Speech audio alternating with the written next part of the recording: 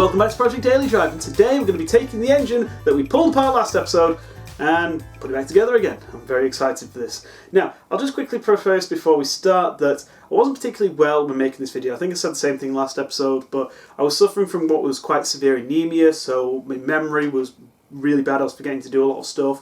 I was very brain foggy, not quite right, and very tired. So I do apologise. It is quite obvious watching the video, so I was going to give that warning now.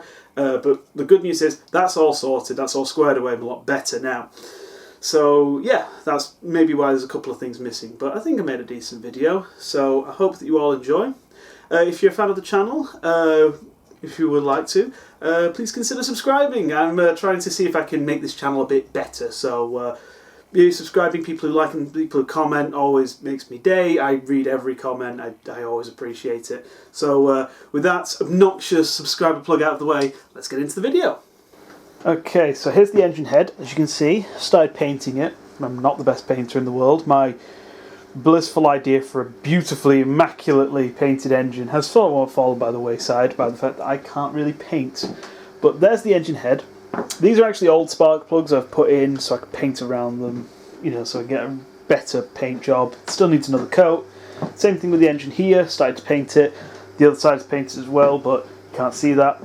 This nut is a pain in the backside, and I have actually given up. We'll talk about that more later on. Here's the sump with not too much sludge in it, to be honest. It's a bit sludgy, but it's not bad. So I'm going to clean that out completely, get all that sludge out, clean the outside of it. I'm just going to actually jet wash it, get it really nice and clean, so we can repaint that. The gearbox, not done anything with that whatsoever. I'm going to jet wash that, clean all the muck off of it, and leave it as is, you know, bag up all the holes. Prop shaft is going into the place, actually I believe Monday. Today's Saturday, and that's going to be fully rebuilt. And we've got bits outside that are currently being cleaned because I don't have a parts washer. Here's the pile of bits. My plan is I'm going to clean everything up and put everything back together in this next coming week and get it back in the engine the week after. I hope. Now this project involved an awful lot of late nights, as you can see here, because I didn't realise and I forgot that I was in my pyjamas. What I'm doing here is scraping off the remains of the old head gasket because it was quite heavily stuck on there and we had to have a clean surface in order for the new head gasket to stick. I was probably talking about it, but you don't need to hear that because I was probably rambling, using a scraper just to clear off all that remains of that old head gasket. I want to preface that I know I look terrible. This is currently 9:30 at night. I've just showered. I'm currently wearing slippers in a workshop, breaking the rules. And what I'm doing here is getting ready to put the head back on the engine. I'm just testing that the studs all go in place. Right. I was going to do a guide on how to do this. However, I've been reviewing the footage and I've kind of given up with the guide thing on this video because it's not a very good guide. Instead, what I'm doing is getting all the studs put back in place. Now, you might think, do I need to put anything on these studs? The answer is no. Certain engines, not this one, you might want to put some like special grease or stuff on these studs. Not for this one. This is not a flattering camera angle. I actually lost weight recently. But yeah, I need to get all of these studs put in. So the long studs, so how many studs are there? There are 4 long studs, 5 short studs. The long studs go on the same side as the push rods. The short studs go on this side, which is the same side as the alternator. There's also 4 very small studs, or specifically, there are 2 shorter and 2 longer thin studs that go on the rocker arm once the head's in place. Right, so as you can see, here's the studs. Please ignore the gloves. I know I'm using leather gloves, old leather gloves in a workshop. That's because unfortunately, degreaser has kind of damaged the back of my hand. And yeah, turns out also the workshop gloves I've got I'm also allergic to, which is hilarious. Right then, where's my spanners? So I can, what I'm doing here, doubling the nuts up so then I can screw these down as tight as they can go. I'll then take the nuts off and we go from there. Getting the studs down is a simple case of getting two nuts and locking them together and then tightening the top nut so the actual stud threads in. Really straightforward. I don't actually know why I filmed it in a time lapse, but once I'd done these longer ones, I did the shorter ones, ready to get the head put back on the engine. Nice and straightforward. Yeah, why did I film this? It was very late at night. Yes, I do look like a mess. This is a problem these days. Anyway, it's 10 o'clock at night. I'm going to put the head gasket on. This is Morris Minor A-Series engine head gasket. Should probably check which way is up. Right, so here's the thing. This gasket is not designed to have any gasket material on it. So sometimes when you put a head gasket on an engine, depending on what the engine is, you have to put some material or some like grease or paste or something, but this is a dry gasket. This has got to go on completely dry, and then it actually seals itself because it's copper and there's stuff in the middle of it. I'm not sure how it works. The old head gasket came off in layers, but it didn't really want to come off, so presumably this squashes down and seals. So what I'm going to do is first I'm going to Google which way up it goes, and then I'm going to put the head gasket on. To open it, need to be careful not to bend it. I'm in trouble. Okie dokie. This needs to go copper side up, apparently. Ta! Out of interest, this is me asking a question for people. There's actually holes for stuff that's blanked off on this engine. There's a hole in this top corner which is actually plugged off. There's that hole there, that's plugged off, that's plugged off. What are they for? I'm presuming the thing is, this A-Series engine had multiple different uses. There was like a diesel version, different sizes. I'm presuming that these holes are for different sizes of the engine, but if somebody could let me know, that'd be amazing. Alright, let's go. Let's put the engine head on.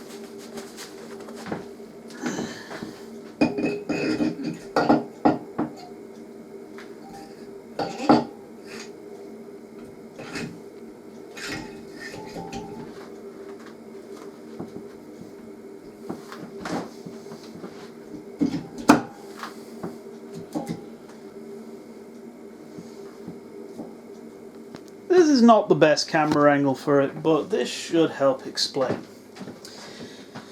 The bolts on this engine need to be torqued down. If you've never heard of torquing, it's the level of tightness, the amount of torque put onto a bolt. And this needs to be torqued down to 45 foot-pounds, I believe. I've got the bibble, I'll check. I'll put on screen what it actually is. But these also have to be torqued down in a specific order. When I pulled this thing off, I didn't know you had to undo them in a specific order as well, because I'm stupid. But you have to torque these down in a specific order. Now, this one here is number 1. Then I believe it's 2, 3, 4, 5, 6, 7, 8, 9. I'll double check it and I'll put on the image I'm following on screen, but these have to be torqued down. What you do is you tighten them to something like quarter torque, then to half torque, 3/4 torque, full torque, and then, and this is quite important, you then re-torque the heads once the engine's been heated up and cooled down once. So what I'll have to do is I'll have to go back again and then do it once more. So I'll have to take the cover off and do it again. Should be fun. I'm going to check and then we're going to do it. Just putting the valve lifters back. This video is sponsored by Surfshark VPN. Go away, Comstar. Now just getting these cam lifters back in the engine in the exact same order that they came out of. Make sure that when you put these away, they're numbered. Got to put these back. See, the order, that is really not clear. But once again, same order.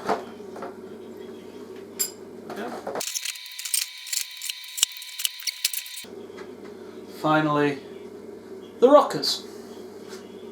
I've done literally nothing to these whatsoever. I haven't even thought about messing with them.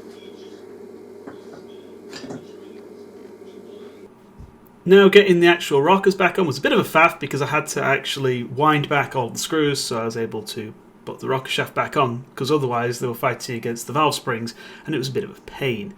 I was able to get this one though relatively easily. I didn't do anything to it because it didn't need any work whatsoever. I just bolted it straight back in place and then adjusted it. So, I have a bit of confirmation on something I suspected and now I know. That engine is a gold seal. It's not the original engine for my car. Kind of suspected it, kind of have proof. I've been finding traces of gold paint absolutely everywhere. Every single panel, when I've stripped it, has had some form of gold paint on it.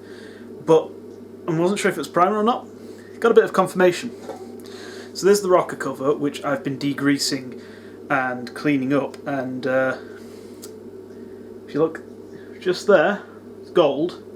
But also I've removed the rubber pieces that hold the bolts on, which unfortunately broke, so I'm going to have to replace them. And the gold underneath. As you can see, that's gold paint. I kind of suspected this engine was a gold seal, if I'm being honest here, because it was very unlikely to be the original engine because it's such a good engine, but the rest of the car was so worn out. But yeah, this is a gold seal engine, not the original. An interesting fact to note: the reason it's painted gold was replacement engines back in the day were rattle canned gold. So this was back when the A-Series engine was used in a lot of cars. What you could do is, if you wanted to get a rebuilt engine, you'd contact BMC and then later British Leyland. And the apprentices used to rebuild A-Series engines all the time, so you'd get a freshly rebuilt engine. And it was always spray painted gold, hence gold seal. There was also a lightly reconditioned engine, which is called a silver seal, which was painted silver, but there's no photos of those because they're incredibly rare. But yeah, this was a gold seal engine. What I'm going to do with this is going to be painted green like the rest of the engine. Interestingly enough, when I replaced the engine, I've actually got a spare. I've got an engine in a gold seal crate, and I'll be painting that gold. But yeah, this is going back to green. Just interesting little side fact. Anyway. Okay, so I want to paint the head, as you can see here, the rocker cover. Now you'll notice the sticker was still there. It wasn't. I actually removed it, but some of the transfer stayed. I just rubbed everything down with sandpaper. This paint's pretty sticky, so it stuck to it really well and didn't flake off. I probably could have prepared it a bit better, but I was being lazy, so don't yell at me in the comments for that one. I'm not the best painter in the world. Now, in regards to the rest of the engine, I had to get the new water pump on, and ooh, doesn't it look shiny? I haven't actually tensioned down the head yet because I'm still faffing about adding on the different components. But there's the new water pump and the brand new hose, all nice and lovely. And once everything's flushed out, this engine should have absolutely no problems staying cool. At least I hope. Now, there's a little hole in the top, which I believe is for greasing or oiling, but I'm not sure. So if somebody can tell me, that'd be great. Right, thermostat. Brand new studs. You'll remember that is the wrong sized spanner. Yeah, you remember, this is what I was trying to say in the first place, that these things were pretty nasty looking when I pulled them out. These studs legendarily rust in place. I've been told it's a good idea to use copperies on these. However, due to the fact that I'm planning on replacing this thermostat anyway, not very long, because I'm planning on putting a water and oil gauge in, so I'll need to change the thermostat housing then. It's just one of those things. I thought there's no need, plus I forgot to buy the copperies, which is the actual reason. Interesting fact about the studs. The head studs and the thermostat studs, I don't know if that'll focus so easily, but the thread size is different. It's Whitworth thread on one end, I believe, and Imperial thread on the other. Once again, combination no one asked for, no one wanted, but by golly, they were going to do it anyway, because that's just how mechanics are, apparently. No, I just dropped a stud in there.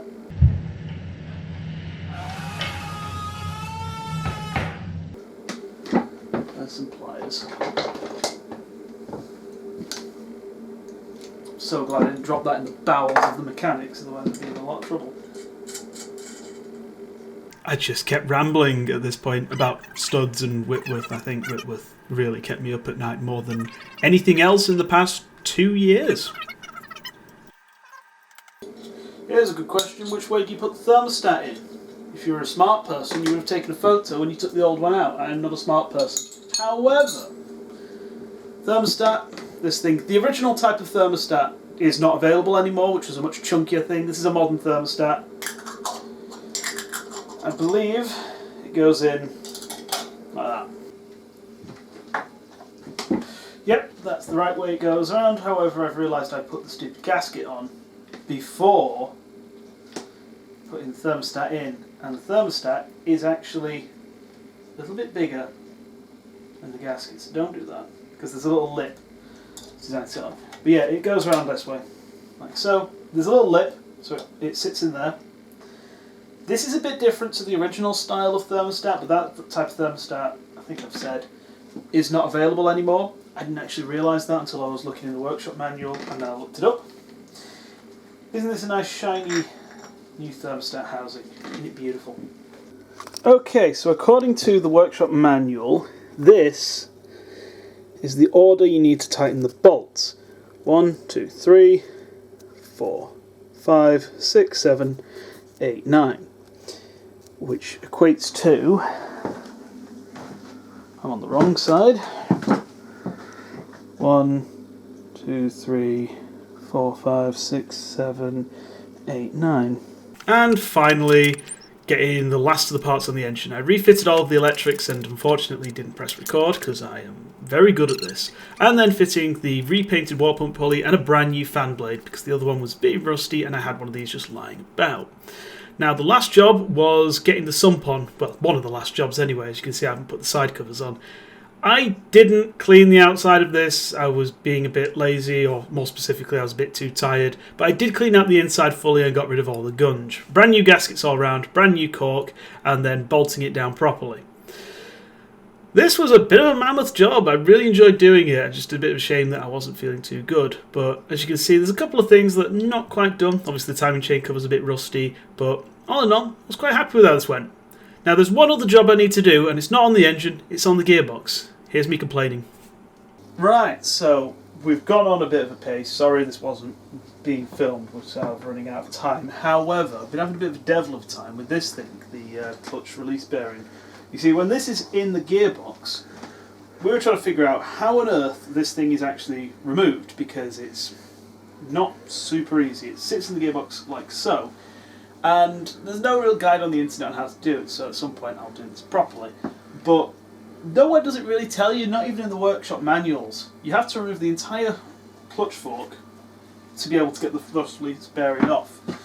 You see, it's held in by some clips. You can see here. So when it's in the actual clutch, this will never come off.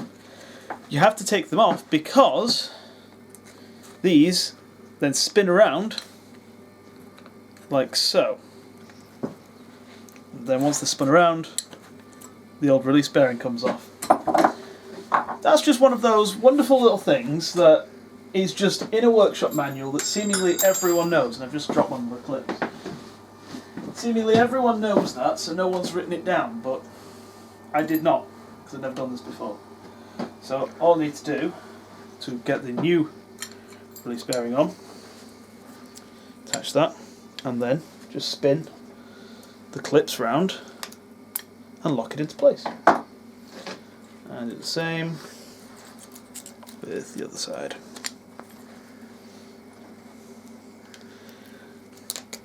That was frustrating. But yeah, that's how you remove that, and then you just got to put it back. Which was incredibly annoying. So now just put it through.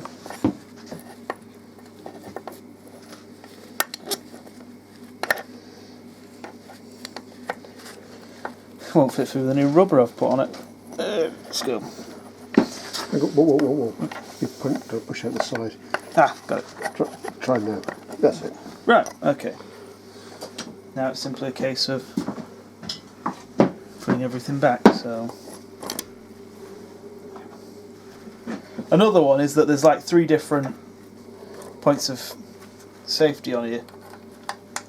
So let's put that through. Then this has to be bolted up.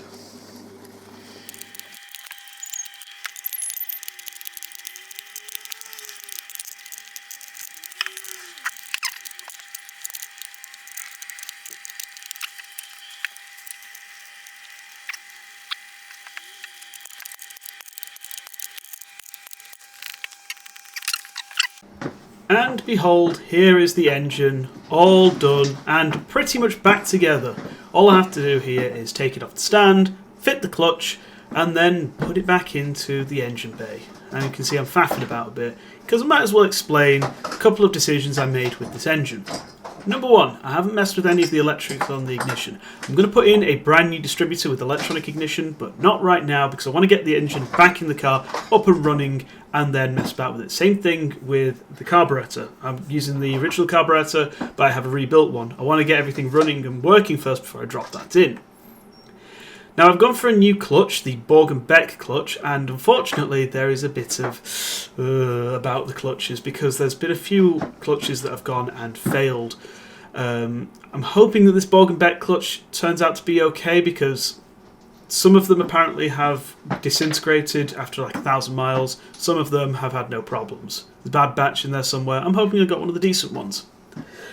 I didn't send the head off for a full decoking. I just basically used a wire brush to clear out as much of the coke as possible. The reason being is I didn't catch it on camera. I've got a burnt valve. I do need to get this head rebuilt. So I might as well get it rebuilt properly, get it actually converted to unleaded at some point in the future.